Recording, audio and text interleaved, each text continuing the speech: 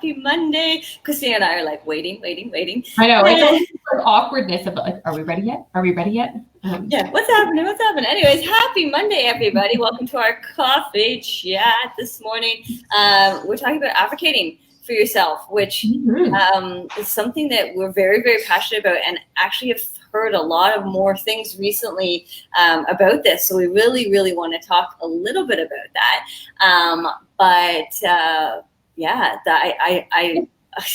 There's so many things that we've talked about. It's kind of this like odd space where there's in so many areas of our lives, we're good at advocating for ourselves, but it seems like for whatever reason, when it comes to our health and wellness, we're not great at advocating for ourselves, and we let the experts constantly just tell us exactly what we're going to do, even when it doesn't feel right.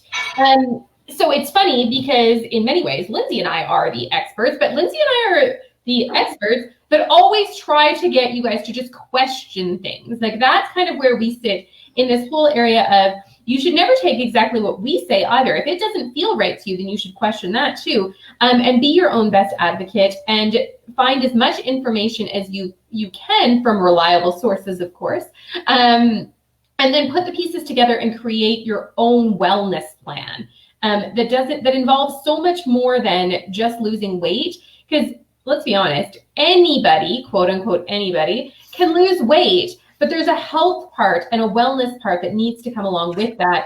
And the mental wellness also needs to be there. So if you're skinny, but you're physically or mentally unwell, you didn't necessarily succeed in your journey. So we want you to kind of find the information from all areas and try to create that for yourself. Yeah, and I think too, I mean, women especially, I mean, not to take away from men, but women especially do struggle to advocate for themselves in all areas, right? Self-care is a big one, right? Looking after yourself over everybody else. And, you know, we've had this conversation multiple times where it's like, I will make sure everybody else is okay, and then eventually I'll get to me at some point. But that's not... Yeah, like that's not self-advocating. And so we really want to kind of talk a little bit about like bringing your own voice into your journey. And this is a big one. This is really important. Questioning why somebody would tell you something, what they would mean by that. Like, why would you say that? Can you explain why that might be good for me? You know, following your gut, and this is a big one. We're going to talk a little bit about this one too. And then just finding your tribe, which we, you know, obviously talk about all the time, but that support thing is a really big one. Yes, Julie said the best thing I ever did was quit listening to the experts. And it's interesting because we have a very, very amazing community within our paid groups, as well as in our free groups. But in our paid groups, we're obviously a lot closer.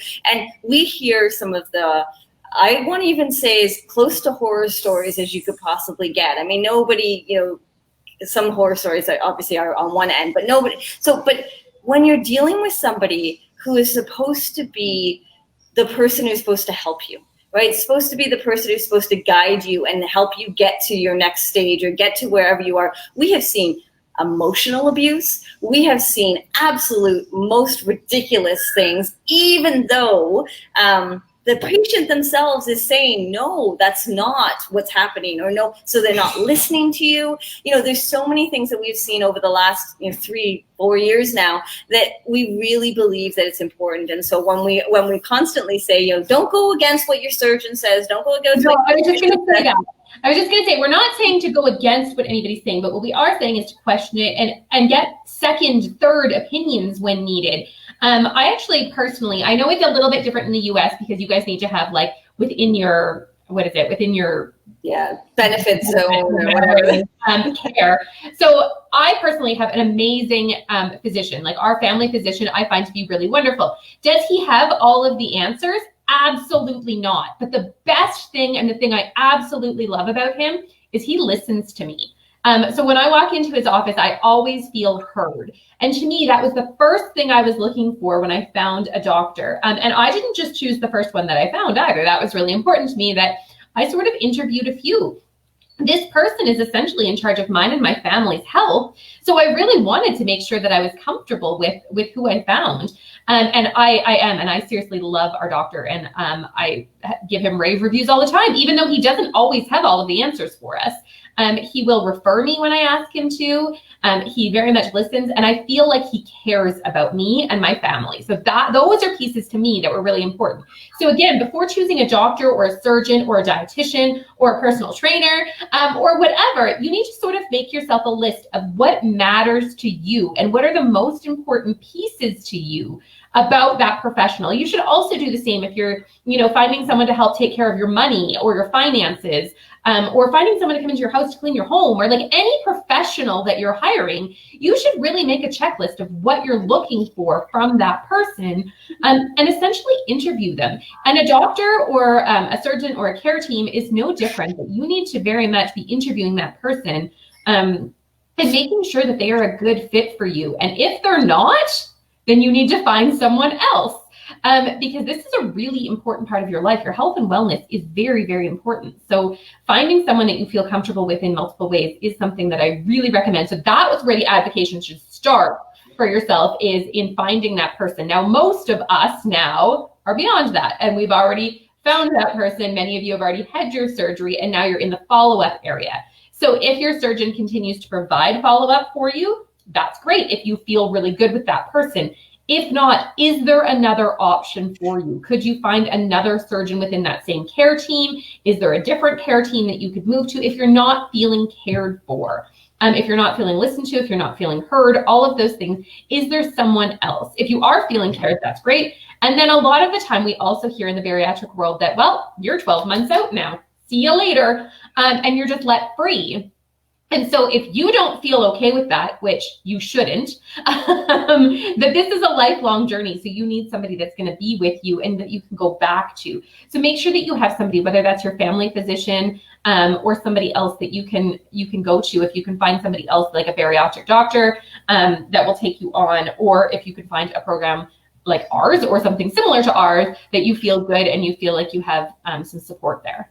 Yeah, and you got to remember too, I mean, again, it's very known that I am not somebody who necessarily sugarcoats and make you feel like, exactly what you want to be feeling, but I will never, ever make you feel bad about something that you've done. And we hear over and over and over again that like when it's time to go to their follow-up appointment, they are stressed, they're anxious, they're just in this place of negativity because every time they walk in, it's like, you've done terrible, you've done a horrible job. What about this? What about that? Here's some of this, here's some of that. And it's always about them, not you, and it just makes them feel really shitty, right? We talked to so many people that are like, oh, I have my annual next week or tomorrow, whatever, and they're stressing out about it. It shouldn't be that way. It really shouldn't. There should not be somebody who can hold that much control over you to make you feel like shit when you go in to see them, right? And again, if you've struggled, that's fine. And of course, they're there to try to help you get to break free from that struggle. But nobody feels good being like, you're a piece of shit. You did terrible.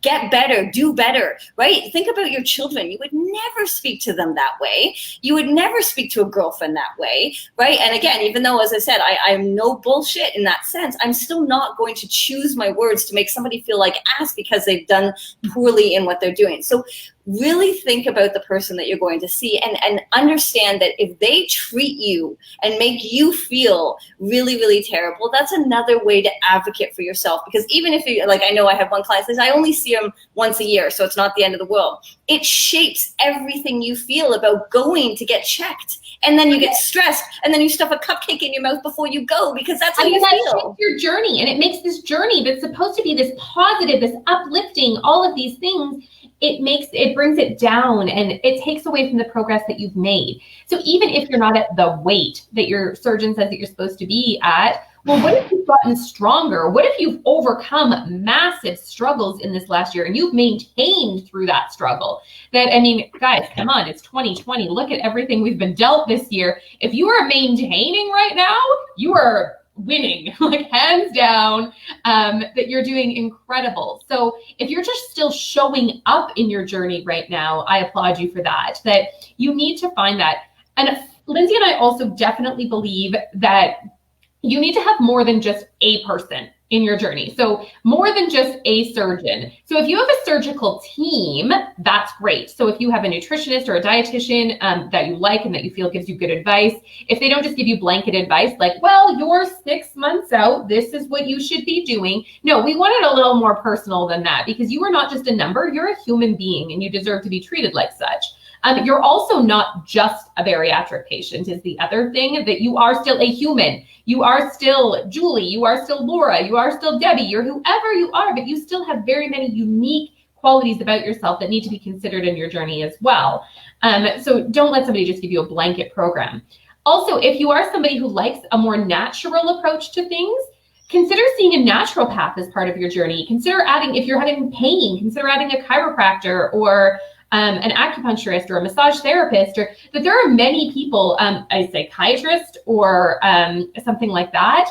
So, psychiatrist or psychologist or a counselor or a life coach like Lindsay, consider adding more people to your journey that can help you in your wellness, that it's not just that one person who's the end all and be all, but consider the other parts of your wellness and who you can add to help support you in that. Yeah, absolutely. And Julie's just kind of sharing her story. And this is one of many that we've heard, is that, people are just, they shame you. They do. And I mean, we've heard about fat shaming, thin shaming, work shaming, stay-at-home mom shaming. Like, we hear it all the time. And it's a horrible, horrible thing, because let's be honest, I mean, what can we do that's right if we get shamed for everything that we do? But it's one of those things where it's like they just don't think about the long-term effects. We have a client who has been literally emotionally abused by her surgeon for so many years, that even trying to get her to try something a little bit different, she was scared. She was scared because she was told all the time that you are going to be fat for the rest of your life if you don't follow every single thing that I'm doing and all of these things. And it's just like, that's not right. We would never turn around to you and say, if you don't do this, you're going to fail. Ever, because we know there's multiple things that you can do, and there's multiple types of people, and we may not be the right fit for you, and that's all okay. We're fine with all of those things, but we are also going to be in your corner looking and helping and cheering you on no matter what, as long as you're trying and working and doing some things. And again, there's a group out there, maybe Christine, you can help me out with that. I can't remember the name, it's been so long now, but when I first got into the bariatric world with Christine, I started looking at different groups, and he is a guy with a wife. I can't remember his name, but I know if we mention his name, he will attack us. Yeah, so he's a guy and his wife, and they're so black and white. Like, it's like, you can't have this, you can't have that. If you attempted to say, like here, and I'll use Julie as an example because she just wrote it here. She had a hysterectomy 7 weeks after her appointment. He would find every fault in that. He wouldn't listen to that, and he would just be all over you. Hormones don't play a part in that. That you just need to eat cleaner and work out more. And my God, there was no mistakes to be had. There was no failing to be had. It was this way or the highway, or you were out of the group. And if anybody said anything about it, you were gone.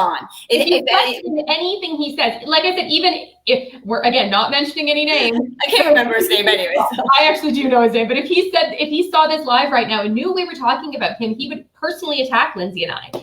It's just the way that people do things. So that is something that very much, when I started the Recipes for Weight Loss Success group, and when Lindsay came in, that we've always said that, varying opinions are welcome.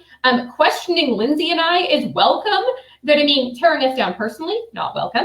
Tearing each other down personally, not welcome. But if you say, Lindsay and I are constantly telling people more calories, that, don't starve yourself. If somebody said, wants to question us and say, why, we never get offended by the questioning of that. If somebody said, I don't believe in exercise, we're not going to question, be offended by the fact that they're questioning us. We're going to tell our opinion and why we think this is important.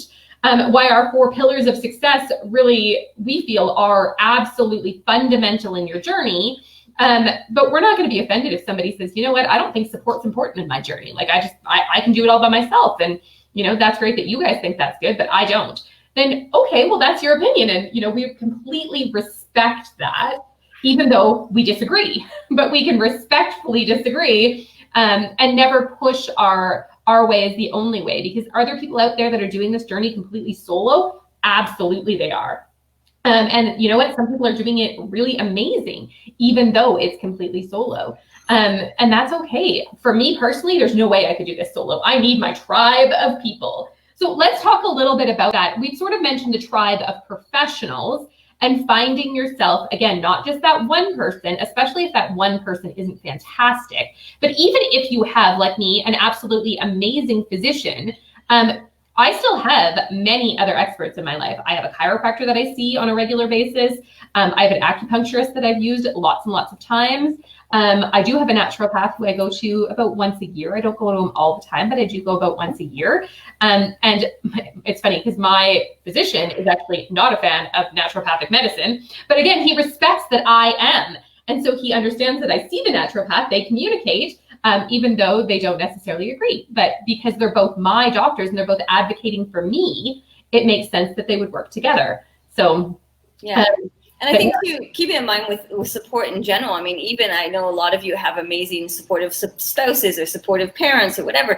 It's nice to have multiple, because guess what? If somebody's not available and you need somebody right now, you can then go out and be like, in our group, for example, in our Your Bariatric Transformation Academy group, there are times where Christina and I are doing a live and we're not checking our messages, or we're doing something and we can't be there. You pop into that group, you ask a question, and you've got multiple people being able to help you. We've had people send us messages while they're in the grocery store. We've had people send us messages and then literally in the parking lot going to their bariatric surgery appointments. Like right. we have that. And that's the nice thing about not just having the one. I mean, and we always say, Christina and I always say, we've been now in business together for a long time, but if we didn't have each other, even from a business perspective, I don't know if my business would still be in play. I don't know, because it's hard to do it alone. And now there are amazing people who do solo things all the time. But for me, no matter what, whether I feel good, whether I feel crappy, whether I'm in a good place or a bad place, I have somebody that I can talk to about it that's understands exactly what I'm talking about when it comes to business. Same goes for Bariatric World, same goes for the support, same goes to, we have a few new people who joined our academy just recently, and they're talking about these things. We had on our meal prep yesterday, we have our group meal prep, and she was saying, this, and this, and like all of the people were like, oh my gosh, we totally understand. We've been there, we've done that. And you could just see in her face, she was just like, oh, finally, people get me. That's the thing we hear most often, that most people don't join our Bariatric Academy program to find a tribe of support. Like, most people don't think that's what they're looking for. But I mean, those of you that are here, there's a few of them that are in it. That's why they stay, is for this feeling of, finally, I found people that understand me. And Lindsay and I are both lucky, and we have very supportive partners in our lives. We have, good support systems in place, but there's sometimes that person just isn't the right person. Lindsay's talked about this lots, that like when she's been training for a race or something, obviously Ben is really great at motivating other people and himself, but not so great, not the person to motivate his wife. So in your journey, we hear this one all the time is, my husband's my support person. And we're like, just be cautious with that. Because while your husband or your wife or your boyfriend or your girlfriend or your mom or your best friend might be an amazing person, they may not be the right person to support your journey, because sometimes the things that you need to hear aren't necessarily great to come from that person. Yeah, if somebody says to you, you might want to do this a little bit differently, or you might want to not wear those pants, or, whatever, it's one thing. But that comes from a spouse, it's a very different thing. And that's the thing you have to keep in mind. It doesn't matter what it is. Everybody offers different types of support too. And that's the nice thing too. You have people who, in our group, again, it's a very private group. So we have people sharing things that they can't share outside of their, on their personal Facebook. I mean, we found out about births, we found out about pregnancies, we found out about, other things that are obviously not as happy. We found out about, different things. And it's because they feel comfortable sharing within the group, with our community, in our safe space, whether they need the support from the outside because they can't get it yet, because maybe their so-and-so hasn't given them permission to share it with the world. We are there to be able to support them. And again, coming back to what we always say, like, we always joke about, if you want soft and loving and caring and, just it's good, you'll be good, you know who to go to. If you want real life, right, and you want to know exactly what's going on and and a little bit more. And it's funny because every time I start with a new client, I always say to them, like, I can be drill sergeant Lindsay,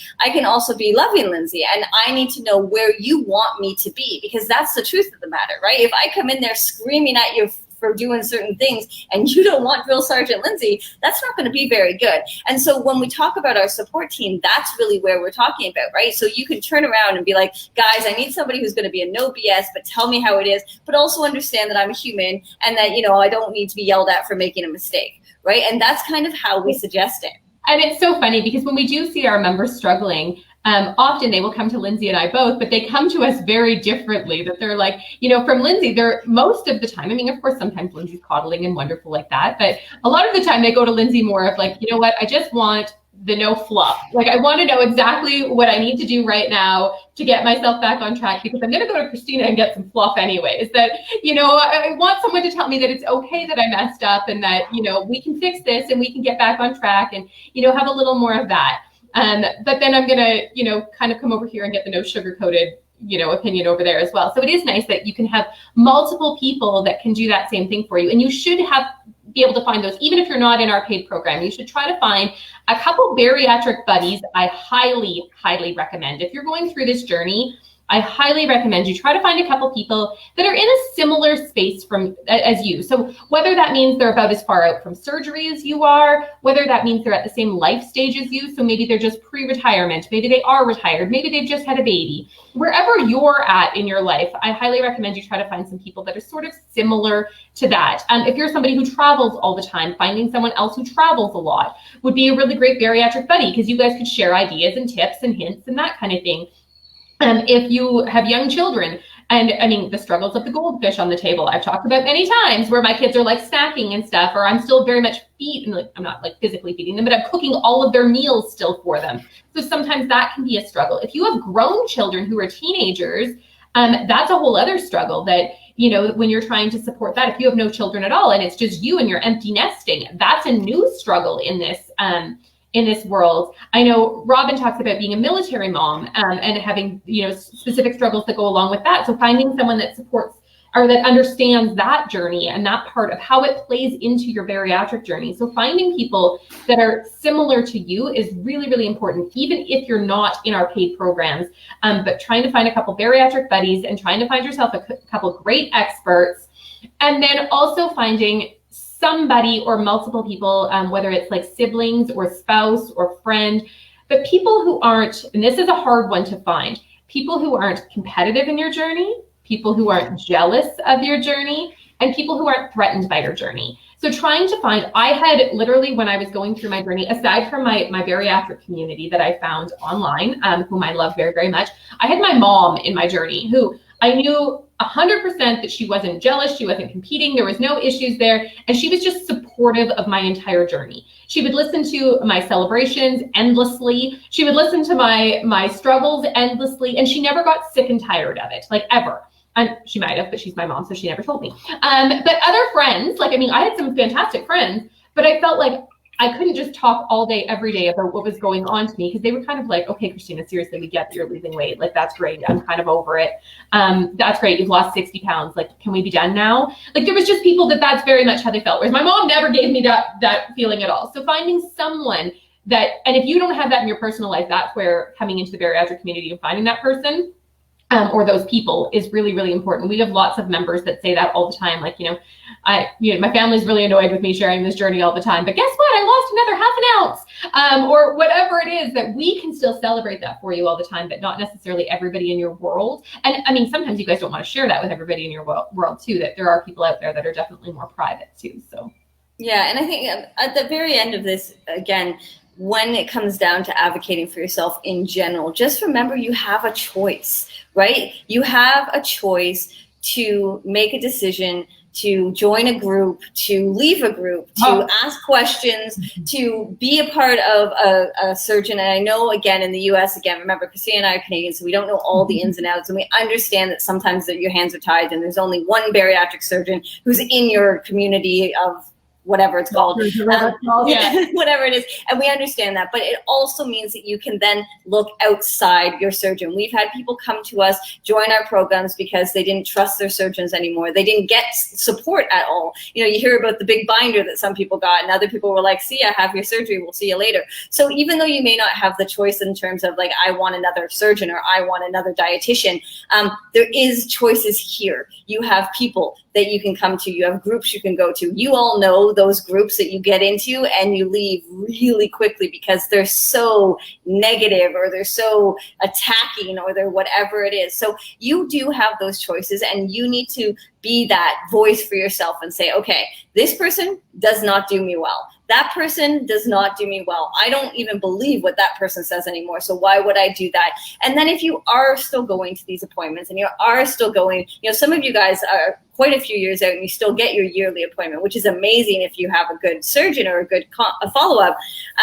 But if they're asking you to do things that you're just like, why would I do that? Going back on a diet pill is one we've seen quite a few times.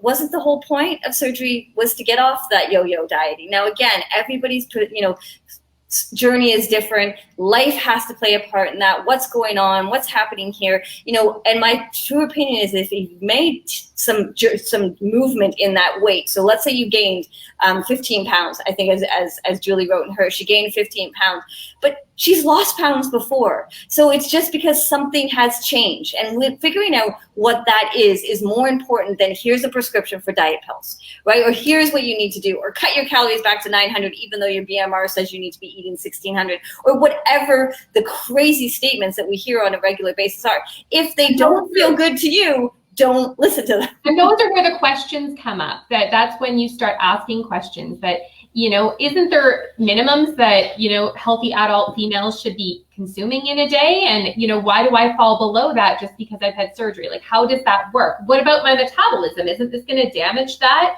That all kinds of things. Am I supposed to just eat 900 calories forever? Why do I have to take this specific pill or vitamin or anything? That if your surgeon is prescribing, or your dietitian or whoever is telling you these things, just ask why is always, and if they don't have an answer to why, there's a red flag for you. Yeah. If somebody can't tell you why you need to be doing something, then how do they know that you need to be doing it? And if you really feel like they are not listening to you, if you had a total hysterectomy and gained some weight, I could guarantee you there's some hormones playing into that weight gain. That there's things that happen in your life that you just need to be able to say, would this not play a part in that? If you're menopausal or premenopausal, or recently had a baby, or there's all kinds of things, especially as women, that we have really complex bodies. And those things are playing into that. So rather than throw you on a diet pill that's not fixing or addressing the problem whatsoever, but just masking it and covering it up temporarily.